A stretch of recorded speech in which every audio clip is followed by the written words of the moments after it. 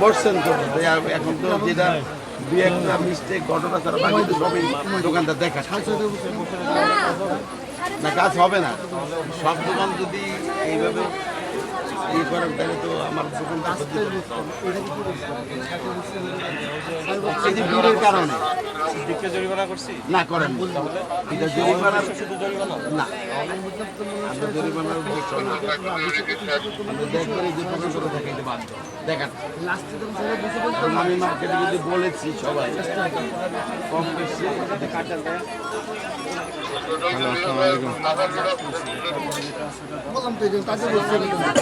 hello বেশি বলি শেষ করে দেবেন তো আপনি তো কথা মাছ